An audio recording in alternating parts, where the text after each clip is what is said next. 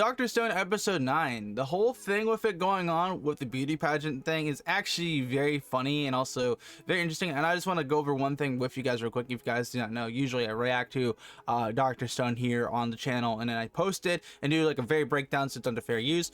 Recently, my fast few anime reactions to Dr. Stone, like what was it, the Y-Man got taken down, which was episode 6, then episode 7 got taken down, a few others, and like there was no copyright check or anything, which is good.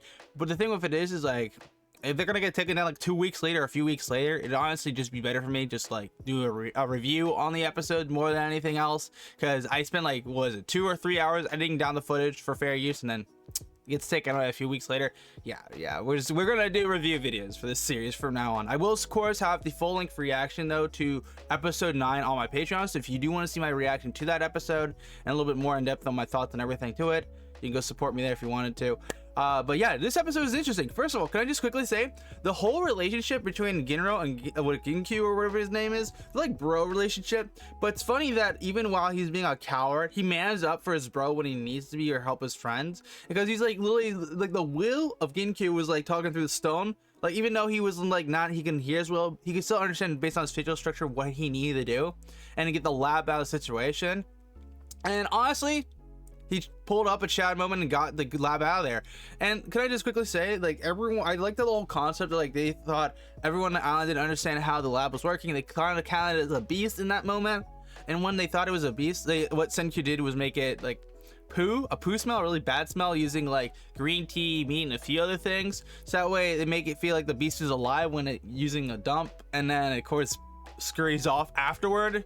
And the people on the island don't know if it is a beast or not. And of course, leaders looks like, is it a beast, is it a person? And they're like looking around for everyone before the pageant goes on. And then we cut to before the pageant, they finally make makeup and all this other jazz. And of course, can I just quickly say, the chick, the blonde chick, the princess's sister, tries to do makeup herself. And oh my god, it was so bad. Like, yo. Yeah, she does not need to touch makeup from now on. Like, holy crap, just do not let her do her own makeup. I honestly thought for a second there they were gonna make it so like she actually was good at it, but no, that was not entirely the case. It was the other girl, village girl, and of course she spices on up, makes it look really good. And it was so funny that she thought, oh, this is gonna work, and I thought it was gonna be some like hidden objective behind it, but no, she made everyone dressed up to see who would look good as a girl, even as a guy. So I'm just like, bro, Senku looked sus, Ginro looked weird, and man, it's just like, what? I don't know. But of course, what is it? Oh no, what is it, Ginro? I think Ginro was good still. So Lily, it was Ginro, the village girl, and of course the other girl, I forgot her name. Just go to it, right? And of course, he just doesn't want to get selected because this feels awkward for him, because like he's a guy just as a girl. And of course, the whole thing with it is that we get to see like the villagers do their thing.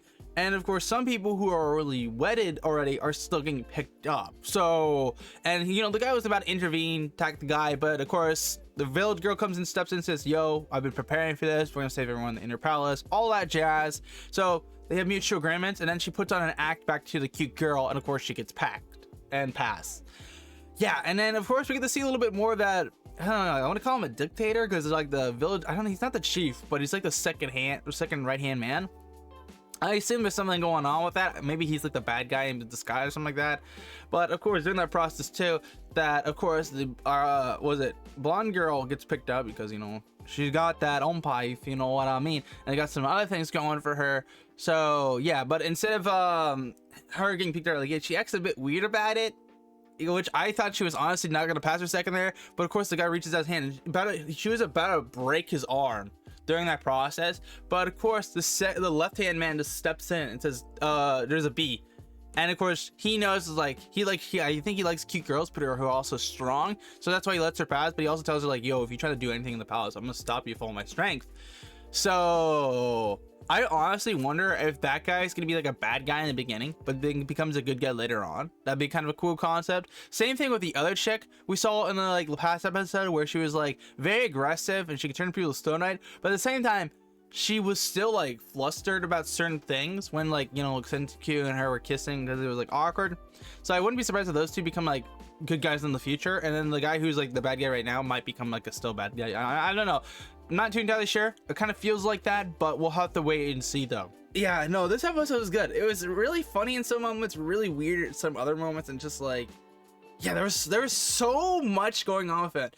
And I just want to quickly say the dictator, just like, man, he has a preference for everything. He wants tomboys, he wants shy girls, he wants aggressive girls, and he also wants newlyweds. So yeah, but episode 9 was interesting nonetheless. I gotta quickly say, I'm looking forward to seeing what happens next episode in the Inner Palace, because they didn't get to show any of that. So yeah, either way though, I want to ask you guys a question. What do you think about this episode? Let me know in the comments down below.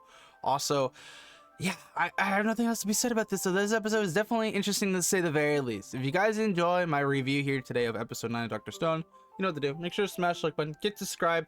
We're almost at like 600 subscribers, so you want to help us reach that goal, very much appreciated. And until then, I'll see you guys for tomorrow, because tomorrow we'll be reacting to Mesh, Magic, and Mantles. Until then, have a great day, okay? Cool. G-Man out.